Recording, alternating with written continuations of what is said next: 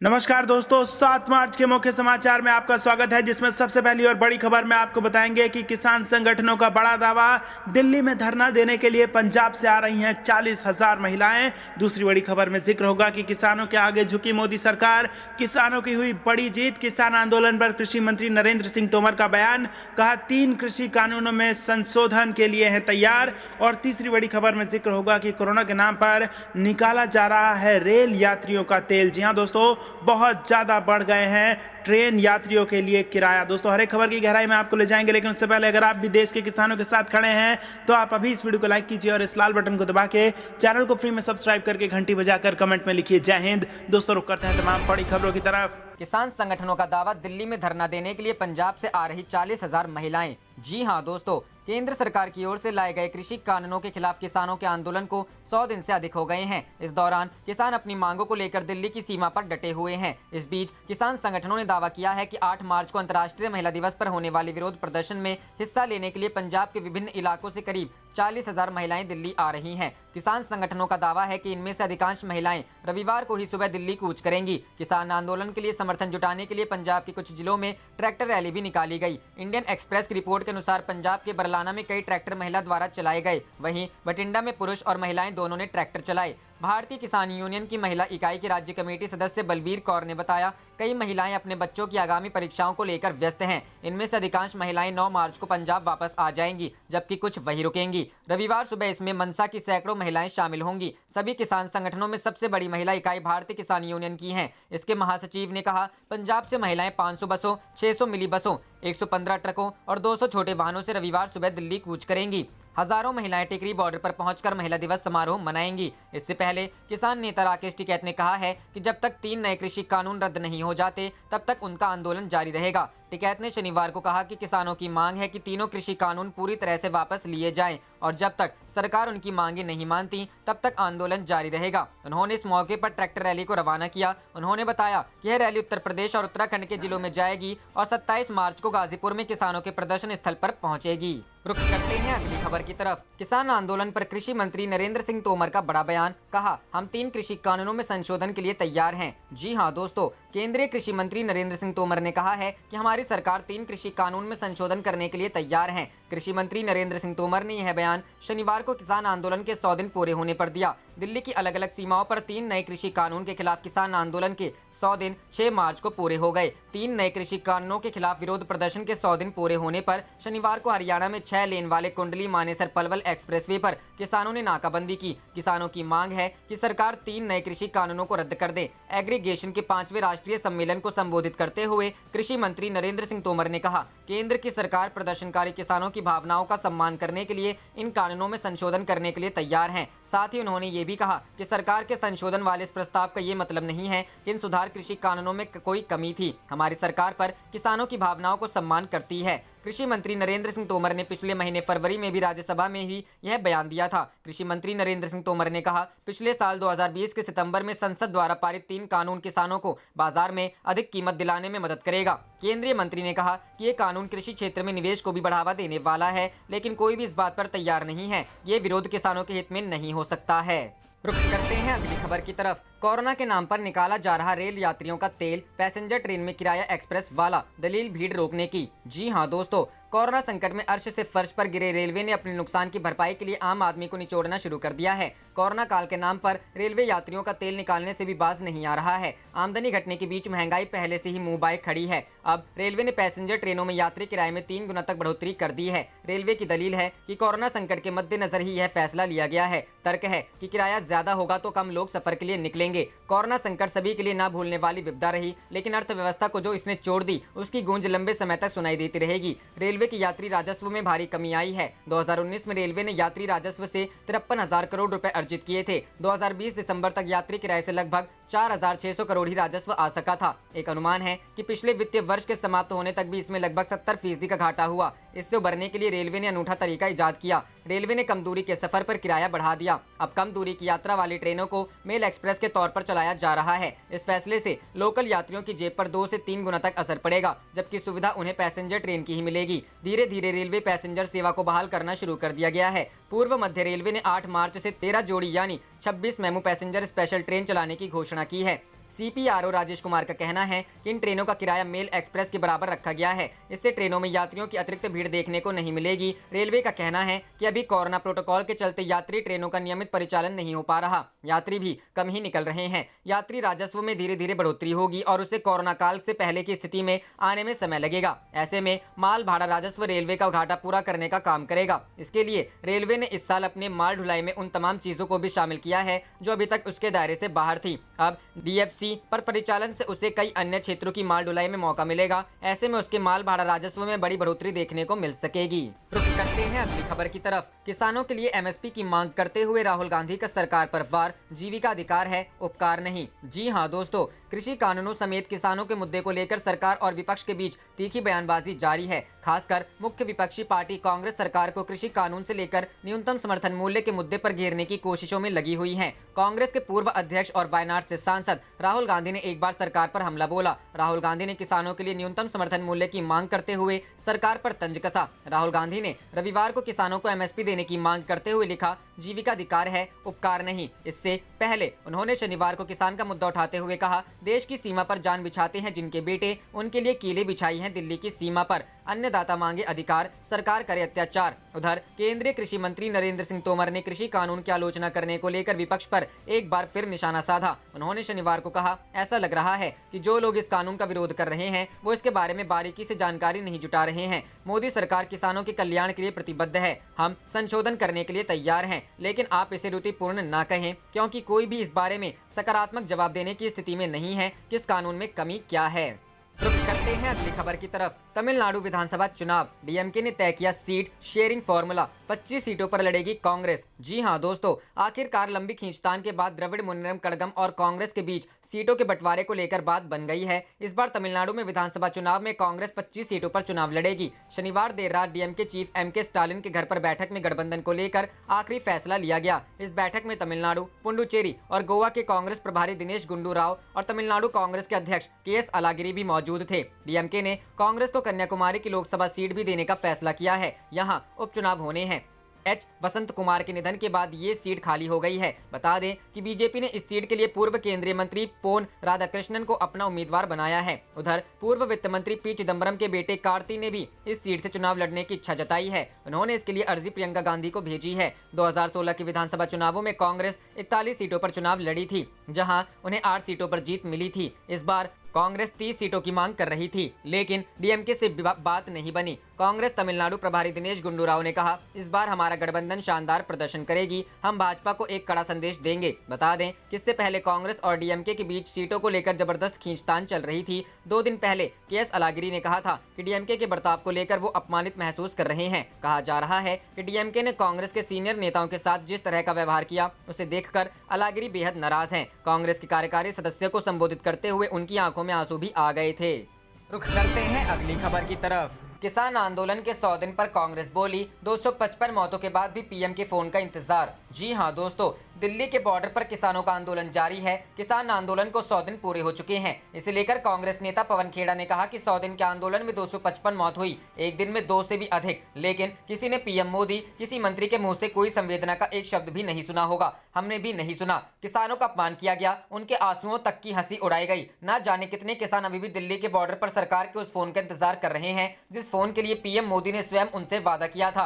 आंदोलन का करे समर्थन। कांग्रेस नेता ने कहा कि मध्यम वर्ग का ध्यान व समर्थन किसान आंदोलन की तरफ नहीं जा पाता। जाहिर सी बात है, क्योंकि सरकार ने हमें और आपको व्यस्त रखने का तमाम इंतजाम कर रखा है। जब हम और आप अपनी ही उधेड़ बुन में लगे रहेंगे तो हम किसी और की सुध कैसे लेंगे। यह बात सरकार बहुत अच्छी तरह समझती है। इसलिए आज अगर समाज का एक बहुत महत्वपूर्ण वर्ग, किसानों का वर्ग अगर 100 दिन से आंदोलन कर रहा है तो हमें उसका समर्थन इसलिए भी करना चाहिए कि वो वह काम कर रहे हैं जो हम और आप जिस आपाधापी में जी रहे हैं हम नहीं कर पाते। अगर हम अपने घर की किस्तें भरने में संघर्ष कर रहे हैं, अपने बच्चों को अच्छी शिक्षा देने के लिए संघर्ष कर रहे हैं, अपनी नौकरी ढूंढने के लिए या बचाने के लिए संघर्ष कर रहे हैं, पेट्रोल, डीजल, LPG गैस, प्याज, खाद्य तेल, तमाम कीमत कीमतें बढ़ रही हैं, उससे हम संघर्ष कर रहे हैं। तो एक वर्ग ऐसा है जो आपके और मेरे संघर्ष को सड़क पर लाया है। सिर्फ एक काम हमें करना है कि उस संघर्ष का सम्मान करें, उसका समर्थन करें, तो इस देश पर और इस लोकतंत्र पर आपकी सबकी बहुत बड़ी कृपा होगी। उन्होंने कहा कि आज सरकार की नीतियों के खिलाफ कई लोगों के मन में आक्रोश है।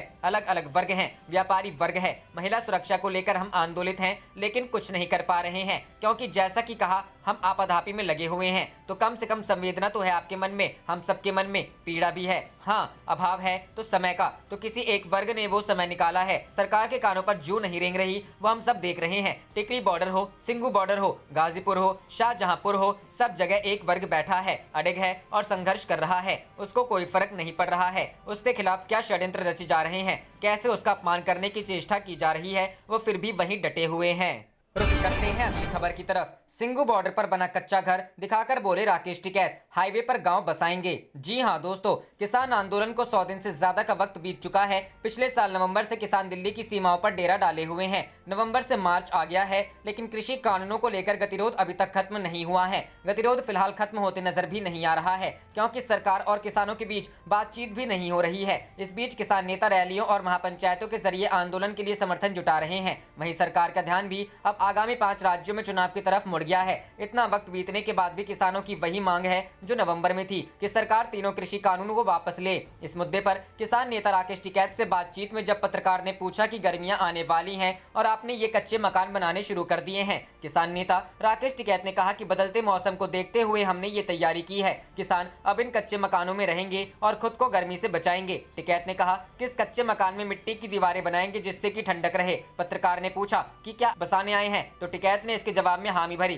टिकैत ने पत्रकार के सवाल के जवाब में कहा कि सरकार ने हमसे बातचीत सर्दियों में करनी बंद की थी। अगली सर्दियों में सरकार किसानों से फिर से बातचीत करेगी और तब तक हम यही रहेंगे। बता दें कि केंद्र के नए कृषि कानूनों के खिलाफ किसानों के विरोध को 100 दिन पूरे होने पर कांग्रेस ने शनिवार को कहा कि प्रदर्शनकारियों के साथ मोदी सरकार ने जैसा व्यवहार किया है वह भारत के लोकतंत्र में काला अध्याय है। पार्टी ने इसे सत्ताधारी भाजपा के अहंकार के 100 दिनों के रूप में मनाया।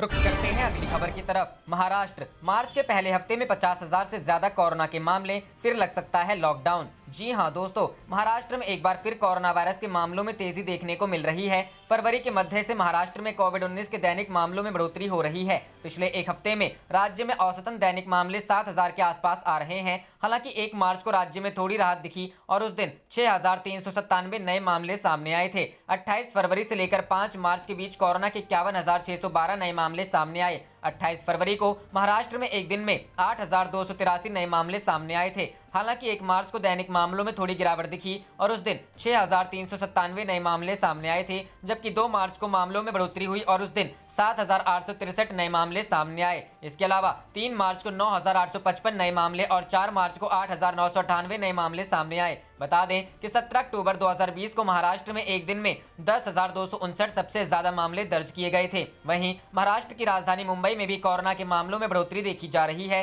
मुंबई में रोजाना 700 के आसपास मामले सामने आ रहे हैं। जिलों में लॉकडाउन की तैयारी। अमरावती जिले में कोरोना के मामलों में बढ़ोतरी को देखते हुए लॉकडाउन लगाए जाने या न लगाए जाने पर फैसला लिया जाएगा। जिलों में अभी स्कूल और शैक्षिक संस्थान बंद हैं। 21 फरवरी को एक बैठक के दौरान मुख्यमंत्री उद्धव ठाकरे ने कहा कि महाराष्ट्र में अगले 8 से 15 दिनों के बीच स्थिति की समीक्षा की जाएगी। मुख्यमंत्री ने कहा कि तब तक राज्य में किसी भी सामाजिक, सांस्कृतिक, धार्मिक और राजनीतिक सभा को प्रतिबंधित करने के अलावा कोई राज्यव्यापी प्रतिबंध नहीं लगाया गया था।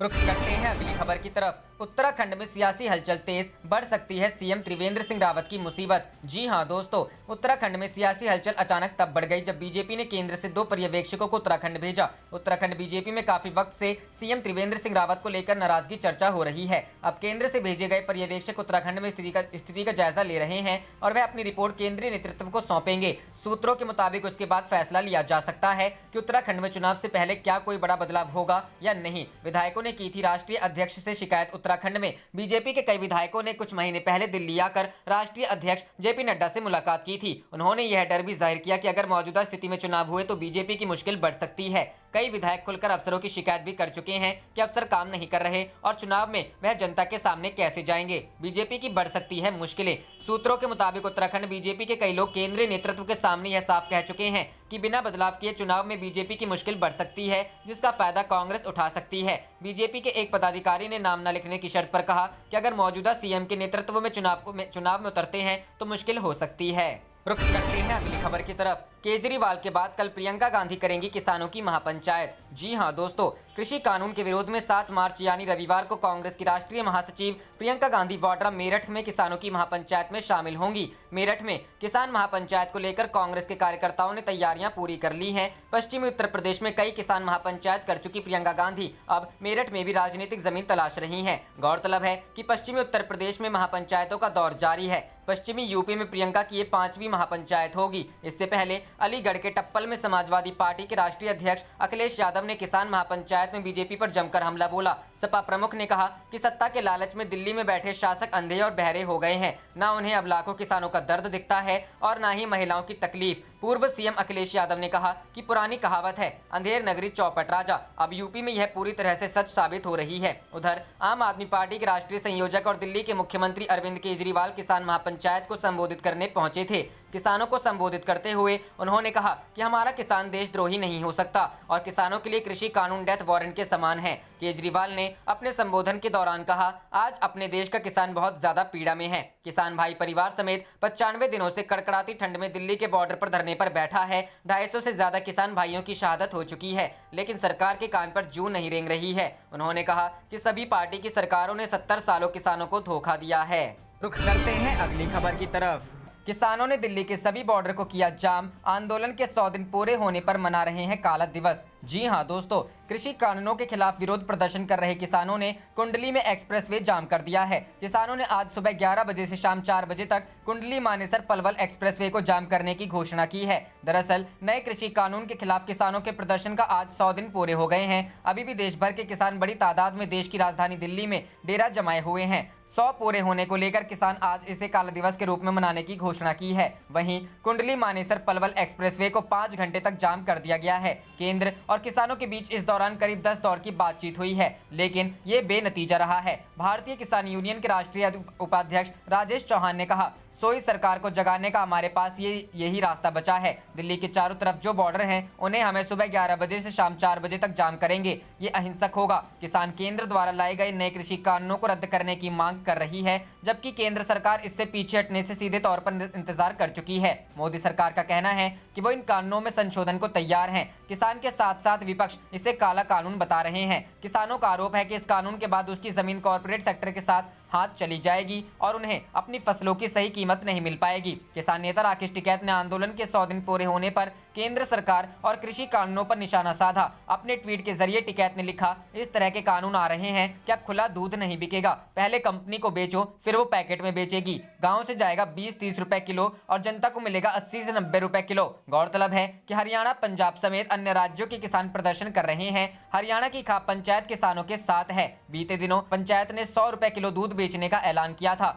इन 100 दिनों में किसानों के आंदोलन को लेकर कई तरह के सवाल उठे हैं। वहीं बीते 26 जनवरी को किसान ने ट्रैक्टर परेड निकाला था, जिसमें लाल किला पर हिंसक प्रदर्शन हुआ था और एक गुट लाल किला पर चढ़ धार्मिक झंडा फहराया था। इस मामले में मुख्य आरोपी दीप सिद्धू को दिल्ली पुलिस ने पिछले दिनों गिरफ्तार किया था। इस दौरान किसानों और पुलिसकर्मी के बीच हिंसक झड़प की भी तस्वीरें सामने आई थी। किसान आंदोलन से संबंधित मामले पर सुप्रीम कोर्ट जनवरी में ही नए कृषि कानूनों को अगले आदेश तक रोक लगा चुका है। कोर्ट ने सुनवाई के दौरान कई सख्त टिप्पणी केंद्र के खिलाफ किया था। कोर्ट ने पूछा था कि उनके पास ऐसी कोई भी याचिका नहीं आई है जिसमें इन कानूनों के समर्थन में बात की गई हो। Chief justice of India justice S.A. Bobde ने कहा था, एक बहुत ही नाजुक स्थिति है। हमारे सामने एक भी याचिका नहीं है जो कहती है कि ये कृषि कानून फायदेमंद है। रुख करते हैं अगली खबर की तरफ। चुनाव आयोग का आदेश, कोरोना वैक्सीन के सर्टिफिकेट पर से हटाएं मोदी की तस्वीर। टीएमसी ने की थी शिकायत। जी हां दोस्तों, टीएमसी ने चुनाव आयोग में शिकायत की थी कि वैक्सीन सर्टिफिकेट पर पीएम मोदी की तस्वीर का होना आचार संहिता का उल्लंघन है। इसी शिकायत पर कार्रवाई करते हुए चुनाव आयोग ने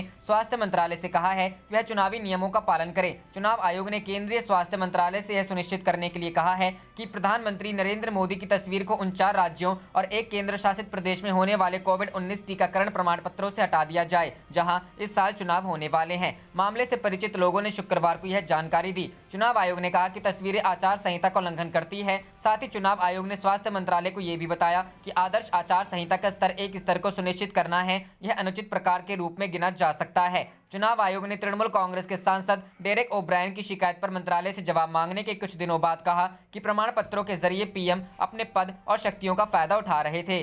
रुख करते हैं अगली खबर की तरफ। बंगाल में कल सबसे बड़ी लड़ाई, मोदी ममता आमने सामने, दोनों की ये है तैयारी। जी हां दोस्तों, पश्चिम बंगाल चुनाव का कल सबसे अहम दिन है। दो प्रमुख प्रतिद्वंदी वोटरों को लुभाने के लिए बंगाल की सरजमी पर अपनी ताकत दिखाएंगे। प्रधानमंत्री नरेंद्र मोदी जहां कोलकाता के ऐतिहासिक ब्रिगेड परेड ग्राउंड में रैली करेंगे, वहीं मुख्यमंत्री ममता बनर्जी महंगाई को लेकर मोदी सरकार पर निशाना साधेंगी। इसके लिए वह सड़क पर उतरेंगी। जाहिर है राजनीतिक रूप से कल बंगाल काफी गर्म रहने वाला है। ऐसी संभावना है कि प्रधानमंत्री की रैली में मिथुन चक्रवर्ती से लेकर कई बड़े नाम भाजपा में शामिल होने का ऐलान कर सकते हैं। इसके अलावा ब्रिगेड मैदान में भाजपा कम से कम 10 लाख लोगों की भीड़ जुटाने की तैयारी में है। वहीं दूसरी तरफ ममता बनर्जी सिलीगुड़ी में मोदी सरकार के खिलाफ महिलाओं को लेकर मैदान में उतरेंगी। नंदीग्राम से चुनाव लड़ेगी ममता। इससे पहले शुक्रवार को टीएमसी ने 291 सीटों पर अपने उम्मीदवारों का ऐलान कर दिया है। इनमें से 42 सीटों पर ममता बनर्जी ने मुस्लिम उम्मीदवार उतारने का फैसला लिया है, लेकिन 2016 के बीते विधानसभा चुनाव के मुकाबले काफी कम है। पिछले चुनाव में टीएमसी ने 53 मुस्लिम उम्मीदवारों को मैदान में उतारा था, जिसमें 35 ने चुनाव जीता था।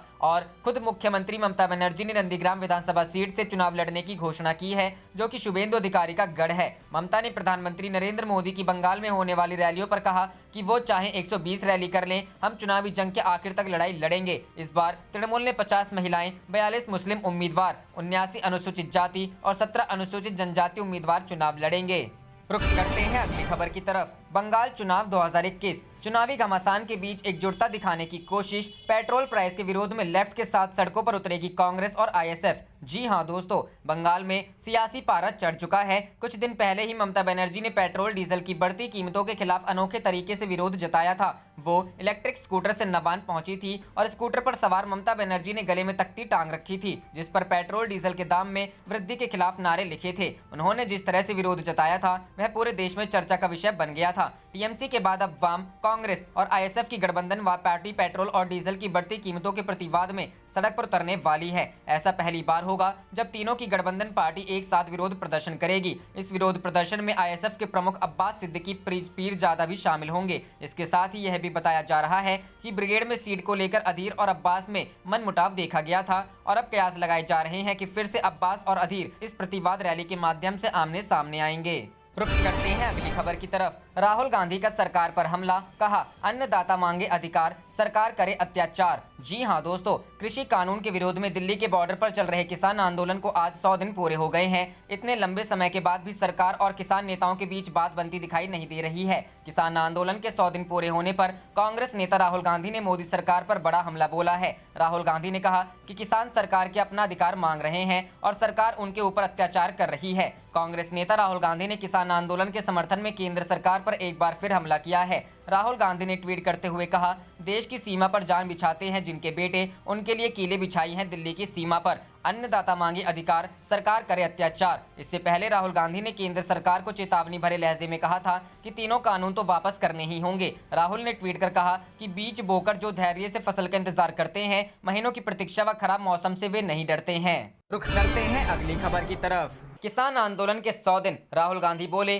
तीनों कानून तो वापस करने ही होंगे। जी हां दोस्तों, कांग्रेस के पूर्व अध्यक्ष राहुल गांधी ने 3 नए केंद्रीय कृषि कानूनों के खिलाफ चल रहे किसान आंदोलन के 100 दिन पूरा होने पर शुक्रवार को कहा कि सरकार को ये कानून वापस लेने ही होंगे। उन्होंने ट्वीट किया, बीज बोकर जो धैर्य से फसल का इंतजार करते हैं, महीनों की प्रतीक्षा व खराब मौसम से वे नहीं डरते हैं, तीनों कानून तो वापस करने ही होंगे। उल्लेखनीय है कि पिछले 100 दिनों से दिल्ली के निकट के कई स्थानों पर कई किसान संगठन प्रदर्शन कर रहे हैं। उनकी मांग तीनों कृषि कानूनों को वापस लेने और न्यूनतम समर्थन मूल्य की गारंटी वाला कानून बनाने की है। दूसरी तरफ सरकार ने तीनों कानूनों को कृषि सुधारों की दिशा में बड़ा कदम करार देते हुए कहा है कि इससे किसानों को लाभ होगा और अपनी उपज बेचने के लिए उनके पास कई विकल्प होंगे। कांग्रेस के पूर्व अध्यक्ष राहुल गांधी ने सोशल मीडिया के जरिए महंगाई के खिलाफ लोगों से उस मुहिम में जुड़ने का आह्वान किया है जो speak up against price rise के नाम से उन्होंने अपने एक ट्वीट के साथ शुरू किया। राहुल ने ट्वीट में लिखा, महंगाई एक अभिशाप है। केंद्र सरकार सिर्फ टैक्स कमाने के लिए जनता को महंगाई के दलदल में ढकेलती जा रही है। देश के विनाश के खिलाफ अपनी आवाज उठाइए और इस मुहिम से जुड़िए। राहुल ने अपने ट्वीट के साथ एक वीडियो भी शेयर किया है जिसमें उन्होंने महंगाई का जिक्र करते हुए लोगों से अपने विचार और वीडियो शेयर करने की अपील की है। राहुल ने पेट्रोल, डीजल, दैनिक उपयोग की वस्तुओं, रसोई गैस की कीमतों में बेलगाम वृद्धि का भी जिक्र इस वीडियो में दिखाया है। राहुल के ट्वीट के बाद प्रियंका गांधी सहित पार्टी के दूसरे नेता हमलावर हो गए। प्रियंका ने ट्वीट कर लिखा, महंगाई बढ़ने पर भाजपा सरकार के बहाने सर्दी के कारण दाम बढ़े। पिछली सरकारों का दोष लोग कम यात्रा करें, इसलिए टिकट के दाम बढ़े। पेट्रोल डीजल के बढ़ते दामों पर हमारा नियंत्रण नहीं है। आमजन की परेशानी को किया दरकिनार इस बार वाहनों की बौछार। पार्टी सूत्रों के अनुसार कांग्रेस 5 राज्यों के चुनावों को देखते हुए महंगाई को बड़ा मुद्दा बनाना चाहती है, जिसके लिए पार्टी के फ्रंटल संगठन लगातार धरना प्रदर्शन कर रहे हैं, जिसे पार्टी राष्ट्रीय स्तर पर आयोजित की रणनीति बना रही है। कांग्रेस सांसद शशि थरूर ने आरोप लगाया, मोदी सरकार की ओर से उठाए गए हर कदम से आम लोगों की जेब खाली हुई है। देश के लोग इसे सहन नहीं करेंगे और अपनी आवाज उठाएंगे। कांग्रेस के कई अन्य नेताओं ने भी इस अभियान के तहत सरकार पर निशाना साधा। आप देख रहे थे आपका अपना चैनल जय हिंद जय भारत।